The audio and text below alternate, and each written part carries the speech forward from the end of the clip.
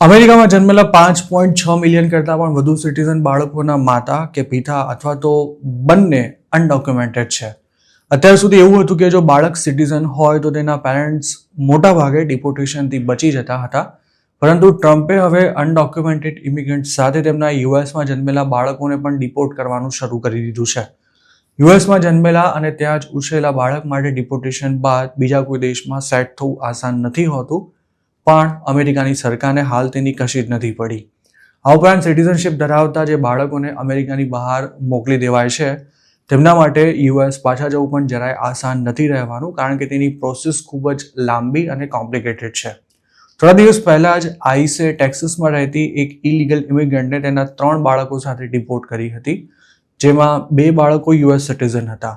April 27ના રોજ અમેરિકાના secretary of state Marco રૂબિયોએ એક ઇન્ટરવ્યૂમાં એવું સૂચન કર્યું હતું કે ડિપોર્ટ થયેલા બાળકો જો અમેરિકન સિટીઝન હોય તો તેઓ યુએસ પાછા આવી શકે છે, પણ શરત એટલી છે કે તેમના પિતા અથવા માતા કે પછી અન્ય કોઈ વ્યક્તિ તેમની કસ્ટડી લેવા માટે તૈયાર હોવા જોઈએ.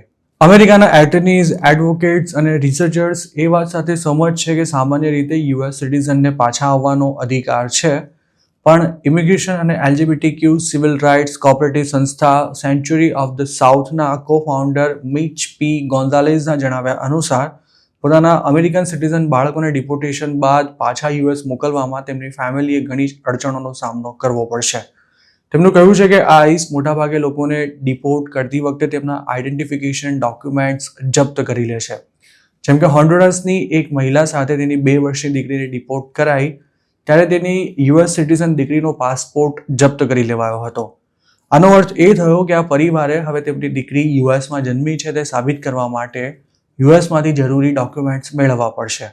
ઘણા કેસમાં તો યુએસ સિટીઝન બાળકોના પાસપોર્ટ જ નથી હોતા, જે વિદેશથી ફ્લાઇટમાં યુએસ આવવા માટે ખૂબ જ જરૂરી છે. મેક્સિકોની જે મહિલાને 2 અમેરિકન સિટીઝન સંતાનો સાથે ડિપોર્ટ કરાઈ હતી, તેમની પાસે પાસપોર્ટ હતો જ નહીં અને તેમની માતા પાસે તેમનું ઓરિજિનલ બર્થ સર્ટિફિકેટ છે, પરંતુ તેમ છતાંય તેમને ભવિષ્યમાં યુએસ પાછા જવા માટે ખૂબ જ લાંબી પ્રોસેસમાંથી પસાર થવું પડશે. અનડોક્યુમેન્ટેડ પેરેન્ટ્સ માટે યુએસ સિટીઝન હોય અને બાળકને સાથે અમેરિકા લઈ જઈ શકે તેવા ઓથોરાઇઝ્ડ ગાર્ડિયનને શોધવાનું કામ પણ ખૂબ જ મુશ્કેલ છે.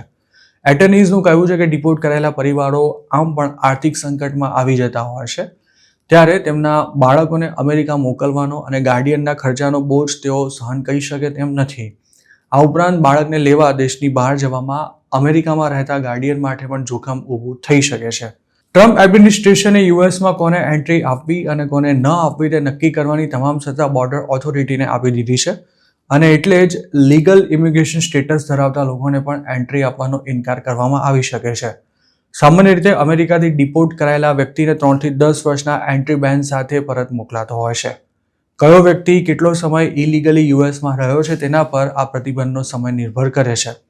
યુએસ સિટીઝન બાળકો ભલે તેમાંથી બાકાત હોય, પરંતુ હવે તેમના માટે એકવાર એક્ઝિટ થઈ ગયા બાદ ફરી અમેરિકા આવવાની સિસ્ટમ એટલી અઘરી બનાવી દેવાઈ છે કે સિટીઝન હોવા છતાં પણ તેમની હાલત જાણે દેશ નિકાલ કરી દેવાયા હોય તેવી થઈ ગઈ છે.